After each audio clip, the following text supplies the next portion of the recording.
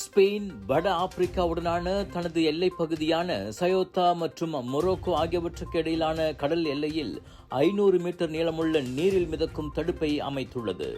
ஆயிரக்கணக்கான குடியேறிகள் அந்த எல்லையை ஊடுருவி உள்ளே நுழைந்ததை தொடர்ந்து ஸ்பெயின் அப்பாதுகாப்பு நடவடிக்கையை எடுத்துள்ளது. சயோத்தாவிலுள்ள தராஜல் கடற்கரைக்கும் மொரோக்கோவிற்கும் அந்த மிதக்கும் தடுப்பு அமைக்கப்பட்டுள்ளது.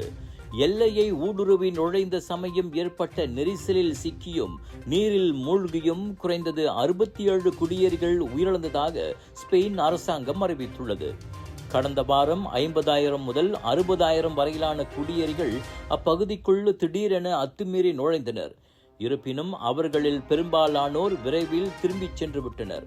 சிலர் பேருந்துகள் மூலமாகவும் மேலும் சிலர் காவல்துறை வாகனங்கள் மூலமாகவும் எல்லைக்கு கொண்டு செல்லப்பட்டதாக செய்திகள் வெளிவந்துள்ளன. இதனிடையே அச்சம்பவம் குறித்து சில ஐரோப்பிய ஒன்றிய தலைவர்கள் பரவலாக பேசி வரும் நிலையில் ஸ்பெயின் அரசாங்கம் அதனை கடுமையாக சாடியுள்ளது. தங்களின் எல்லைப்பகுதியில் நுழைந்த குடியேறிகள் பாதுகாப்பாக அழைத்துச் செல்லப்பட்டதை சுட்டிக்காட்டிய அது சட்டத்தை மீறுபவர்களுக்கு எதிராக நிச்சயம் நடவடிக்கை எடுக்கப்படும் என உறுதியாக கூறியுள்ளது. பல குடியேறிகள் வேலை தேடியே ஸ்பெயின் பகுதிக்குள் நுழைவதாக கூறப்படுகிறது.